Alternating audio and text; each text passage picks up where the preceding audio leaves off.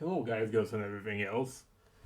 It's time for another Cargo Pens video. This time a Dungeon Master Guide for D&D. Yes, for D&D. I'm finally touching D&D instead of just doing Pathfinder. Though I personally am not... Though personally I prefer other systems, mostly Cogent RPG and Pathfinder 2DM. I also do my own fair share of GMing in Dungeons and Dragons. So over here, that was one of the last encounters that my party did.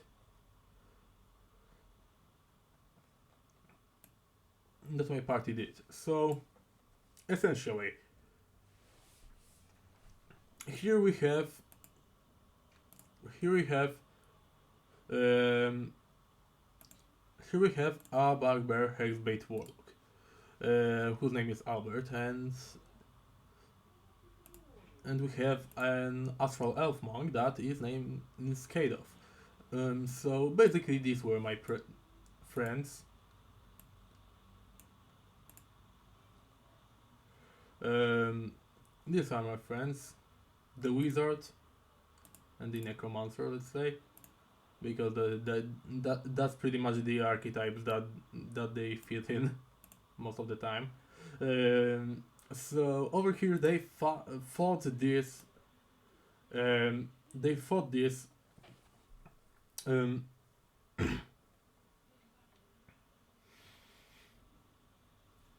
they fought hound plants.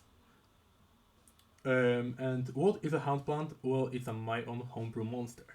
And for being a GM, of course, you should. For first, we need to set basic information in place. For first, most common homebrew rules, because nobody actually tries to run D&D by the rules and actually has fun then. Because D&D rules are really, really limited. So yeah, mostly natural 20s in normal rules just work on attack rolls, and same with natural ones, just on attack rolls and death saving throws. On attack rolls, they make it so that you deal double the amount of damage dice than you normally would, and also on death saving throws they give you two checks instead of one, and that ones just make you fail every attack roll and to give you two fails on a death saving throw. Essentially, mm, right now, pretty much everyone runs a rule where natural 20s also work on skill checks. Natural 20s and natural ones work on skill checks, and they also work, and also yeah, they just work on every roll. Okay, natural 20 is a spectacular success on everything, and natural 1 is a spectacular failure on anything, on everything. So yeah, mm, right now, in order to actually explain this to you, I'm going to show off. So these are these monsters. This one has 15 AC, as you can see, and has and also has like and also has like 25 HP. And these guys had 4 HP and 10 AC. So they were basically like Teres and this. So the group started off by Albert was like over here and Kadov was over here. So they like try to roll perception to like search for things around the altar because they were expecting some loot, and of course I am kind of cartoonishly evil when it comes to loot, because I'm going to tell you unless I'm telling you to like take your reward, it's probably it's probably a pocket-sized mimic that will turn into a full-size 3x3 mimic and automatically consume you. So yeah, they heard like noises, because of their passive perceptions, and I rolled stealth for the monsters. They heard noises from somewhere, so they rolled perception to check from where. They realized from underground. So our bugbear um, heard this guy that is right in front of him, and our astral elf rolled way higher and detected this, and this one. Oh no, wait. What was it? Was this? It was this, and this one. So they decided to get in the middle because they thought they were surrounded, and in the middle there was this monster hidden in the GM layer, and jumped out of the middle of this, making them roll a reflex save. So first of all, this is pretty much on our Hexblade Warlock. This is pretty much certain damage, because monks are usually pretty weak. So that, but they have proficiency in dexterity saving throws. So because of this, I decided to make it a dexterity saving throw against just the big jaw. So yeah, so only Bugbear got. So Bugbear took a bunch of damage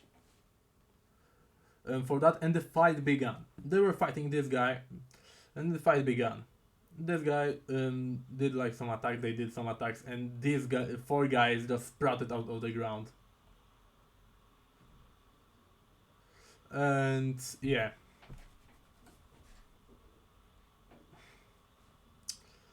They were fighting a while. They were fighting this monster, and the fight was kind of getting easy because because these monsters were weak and didn't really do much damage, and this monster that was pretty strong, they were focusing on this monster. So essentially the disposable like 15 so especially the like disposable 16 HP was kind of useless. So I gave this monster like legendary actions actually during the game, during the fight, because I honestly thought that this would be just like normal fighting, but I decided that yeah, without like making it annoying, these guys are pretty much useless.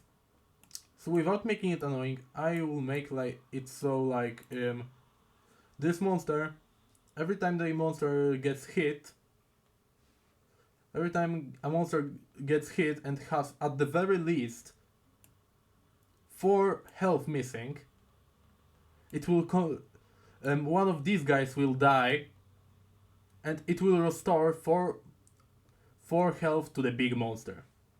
I essentially made it up on the spot, because originally I was supposed to run it in Pathfinder, but Wizard decided to essentially say, "Hey, I want to play D&D." So I decided, well, why not? I'm just going to like change it really quick, like. So I improvised. So yeah, that's how it actually went. And just to make sure that, yeah, it's like 8 minutes right now. So you have, I thought of as pretty good ability. As long as you have grasp on normal rules for AC and stuff like that, then do that.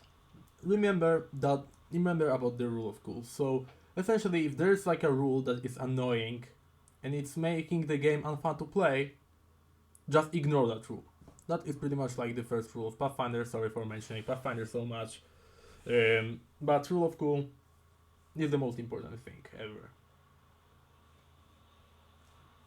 And also a little bonus, because there are some classes that are underpowered, mostly monks, like this monk. So these guys, as you can see from like HP of these guys, I I think that these guys were like level 3. I think, at this point. Yeah, like 8 times. 8 times 3, like, it's like 24, so, yeah, then like.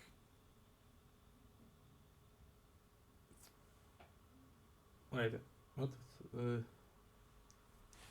okay, I got a little mess. Oh, no. It's because they are like level 4 right now. Okay, I forgot that. So essentially they are level 4 right now, but then they were like level 3. They are level 4 at this point because they leveled up just after this fight.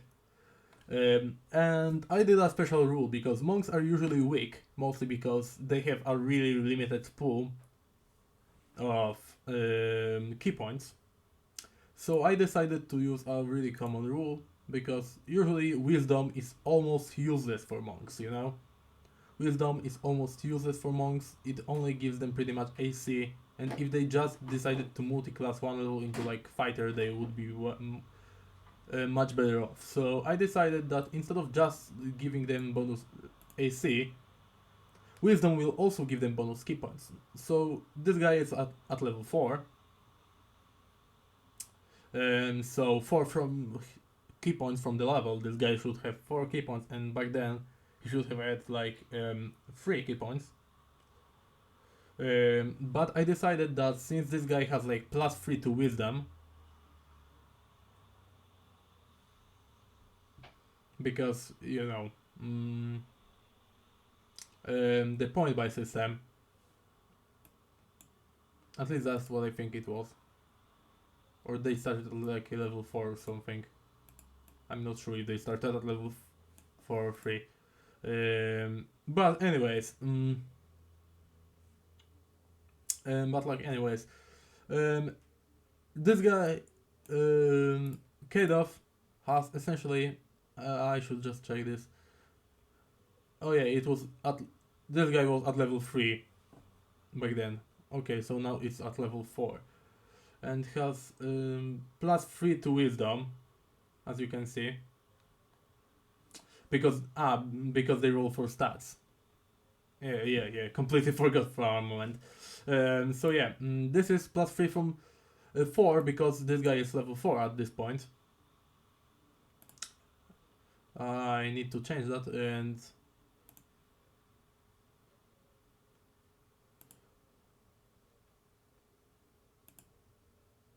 because this guy is level 4 at this point.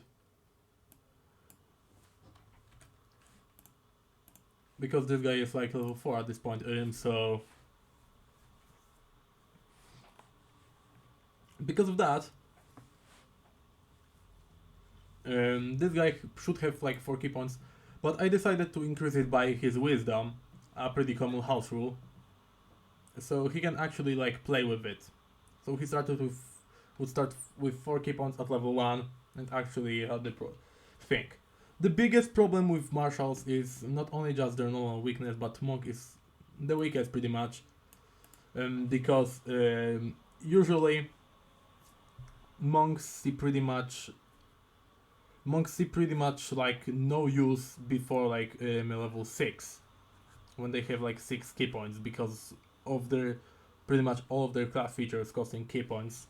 At level 6 there is like the threshold where the monk starts actually getting useful. So right, even if the monk is min-maxed. So right now the same min-max monk starts being useful at level 3 because of the amount of key points that the monk have. So yeah, I decided to homebrew it like that. Remember to also give your players magic items, and one tip for like newer GMs: either give enemies way to heal, some sort of death effect, or just don't count their HP. You can just hide their HP and make it just not count, you know? The HP won't count. You won't count the HP and just get the HP low when they don't have it, and just say that it's dead when you think that it should be dead after sustaining the damage. and and the second method is of course giving it ability to heal, like I thought about with these guys. The encounter was like relatively hard because I wanted it to be a hard encounter. Because remember, mm, because remember, you know, I wanted it to be like a hard encounter. So normally it would be pretty too easy for that when this guy just attack them by just like biting them and stuff like this. So the smaller guys sacrifice themselves to increase the health of the guy that dealt the most damage. And I gave this guy a bonus action that every time when these guys got beaten, they had like a poison effect, you know? That didn't actually do anything. Until this guy used a bonus action to roar. And when this guy roared, then they all took poison damage then. So yeah, pretty much every single... These guys usually attack at range, but they usually attack at range because they cannot move. None of these guys actually can move.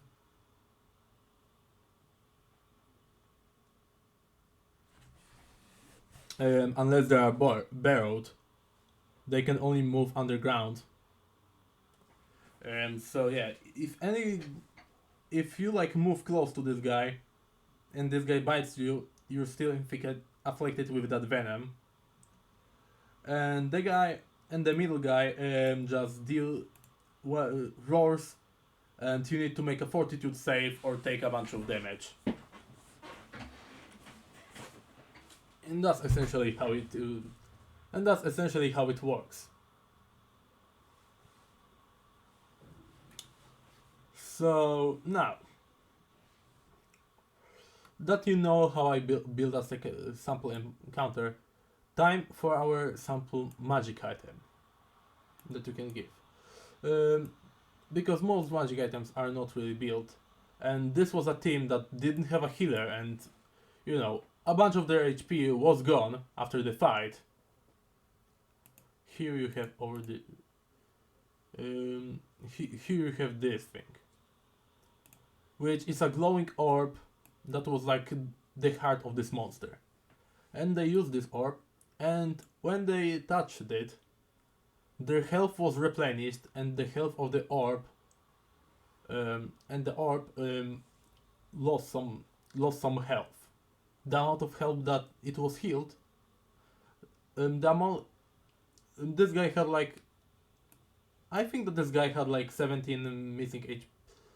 No, it wasn't 17. It was like this guy had like 15 missing HP, I think. And this guy had like 10 missing HP, or this guy had like 13 missing HP or so.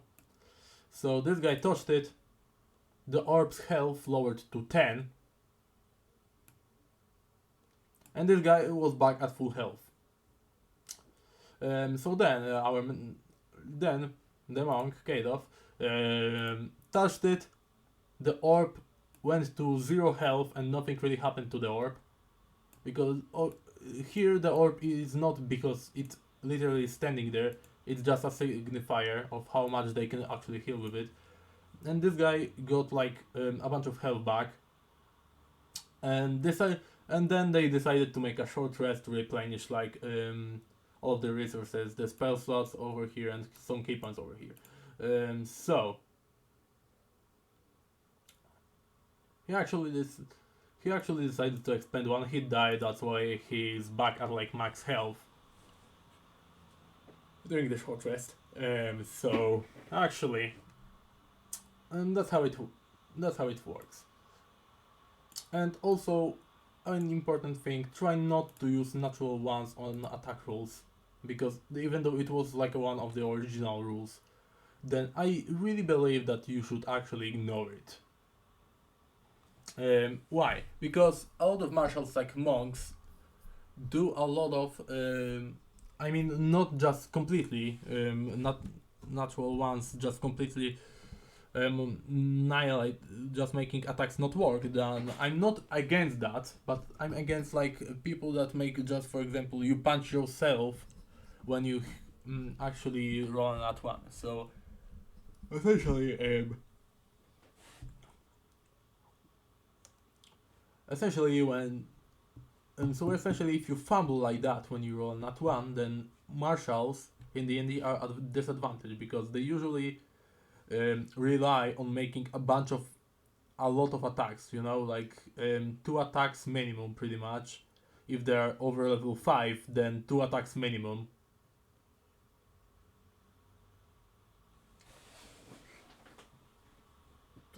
So yeah, but they have two opportunities to roll a natural one and actually hit themselves, which further lowers the strength of marshals. Marshals are pretty weak, so I recommend it so that martial classes, aka just monk, rogue, barbarian, and fighter, should start with a free feat. Or if or if you want to use that rule that basically says everyone starts with a free feat, just make it so that marshals start with two feats instead of one. It should kind of try to balance out the game. So yeah, as long as you try to follow these rules and work with the same principles that I used,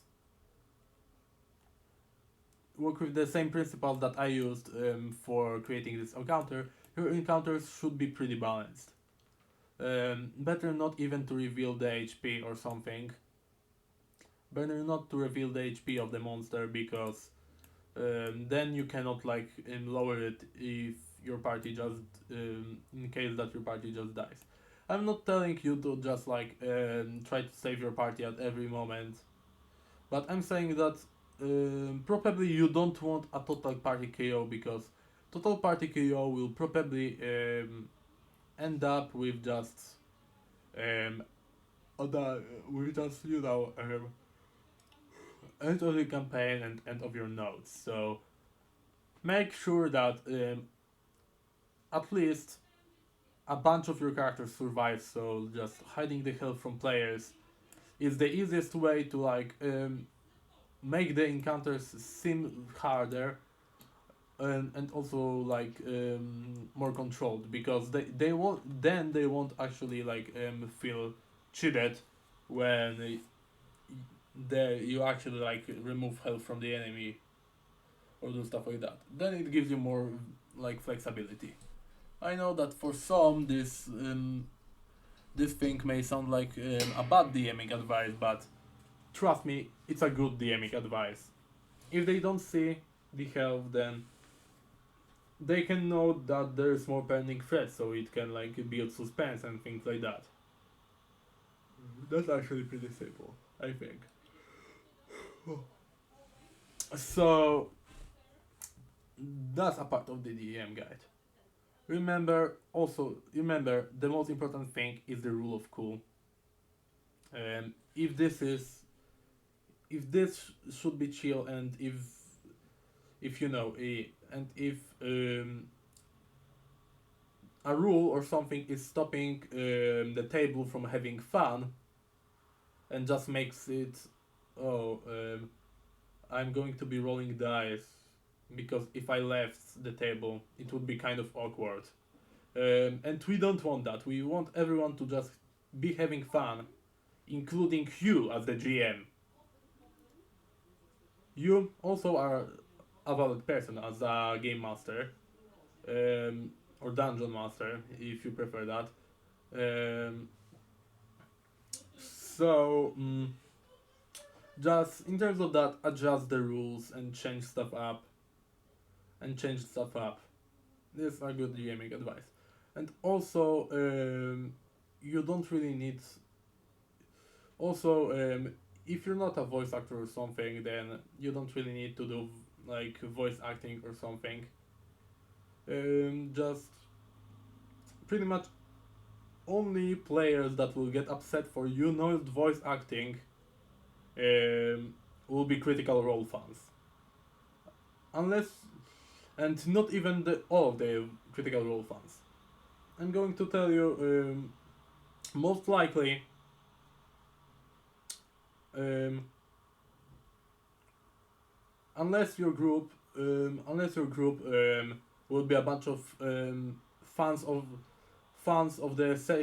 of the Mighty Nine, the second Critical Role campaign, then you know probably your players won't like hate your campaign for you not voice acting and as much. You can just. I'm going to tell you if your players are complaining about you not voice acting. If your players are complaining about you not voice acting, you can just say that you cannot voice act and you're more of a storytelling GM. And if they still have a problem, then I'm going to tell you, then they are not worth playing with, you know? They just set themselves, then these players then just set themselves with too high of an expectations for you. I'm going to tell you, you should try to improve as a GM, but voice acting things are really hard to practice. Voice acting sticks are pretty hard to actually practice, but world building and stuff like that can be improved. So try to work mostly on your world building if you don't have a voice acting talent. And remember, your players should be here for the story and the fun that they share together, rather than to just have their self-insert character that is essentially just a copy of Jester from the Mighty Nine, Power Fantasy or something. Seriously, if people just keep comparing you to Matt Mercer, then you're free to quit. Seriously.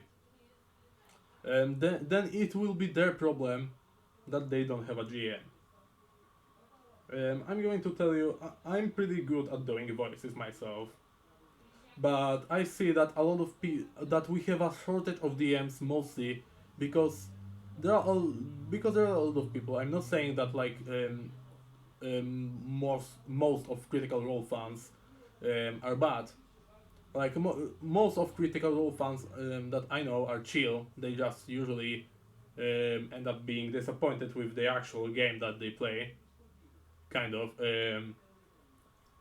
But there are like kind of a minority, which I would say that if someone's favorite campaign is the second campaign, then Mighty Nine, and their favorite character is Jester, then I'm like 50% sure it's pretty much a coin flip whether or not they're going to be a horrible player or something. Rest of that, you know, like most of Critical Role fans are chill. The bad ones are usually just like a 5% minority, but disproportionately the bad ones love Jester. Like seriously, they usually just kind of make a character that is kind of a self-insert, a mix of like a self-insert or something like this. That's a mix of a self-insert something. Self-insert and just a copy of Jester, you know. They try to copy Jester and also make it kind of a self-insert or something, you know. Usually, it's always weird and never and pretty much never that I've seen of seems good. The most important thing about GM is to find a good group. That's the actual most important thing. To find a group that actually works. Because I'm going to tell you,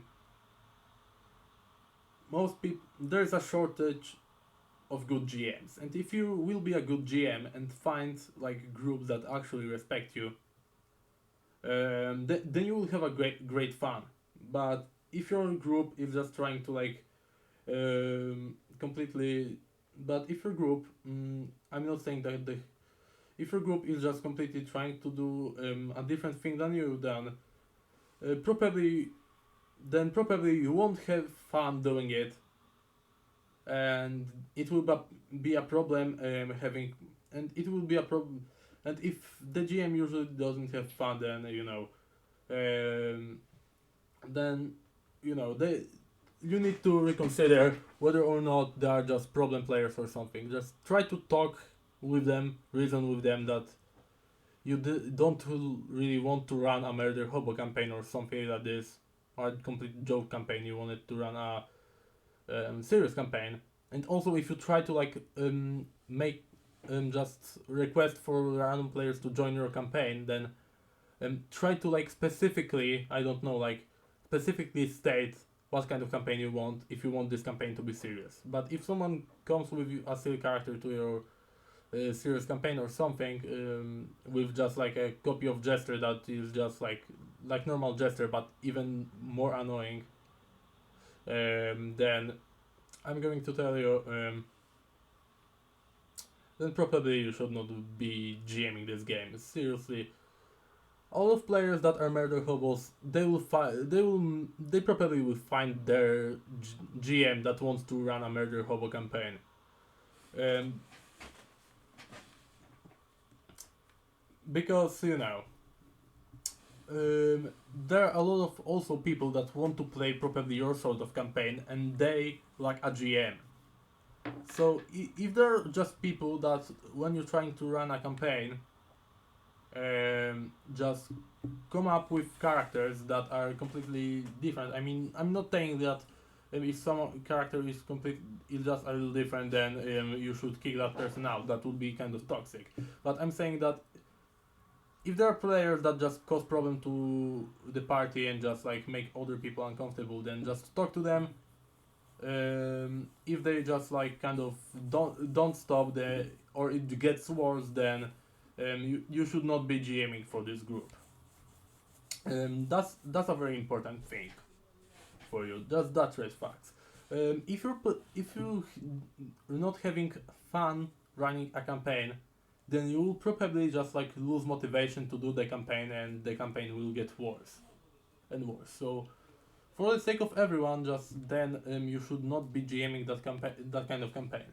You should find a group, because when you just kind of stumble across a bunch of groups like this and find an actual great group,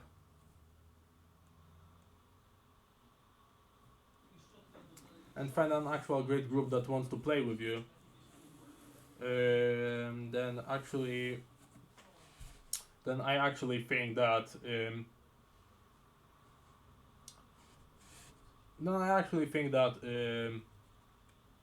you will find a group like this, because there are 10 players for every GM, and each party has 10. Each party has 10 people, so if there are 10 players for one GM. So I'm going to tell you there are two diff.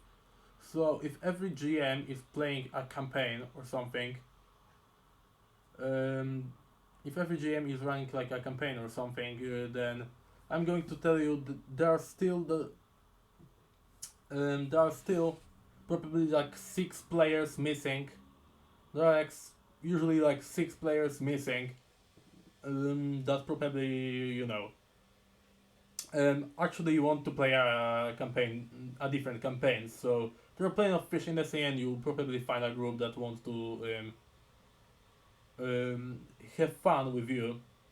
I'm not saying that you should limit other people's fun, but I'm telling that if people just don't want to play, just want a GM and don't actually want to play your campaign, they just need a GM because they cannot actually settle on an actual GM, because they keep getting kicked out because of problems, then you probably shouldn't just play with that group.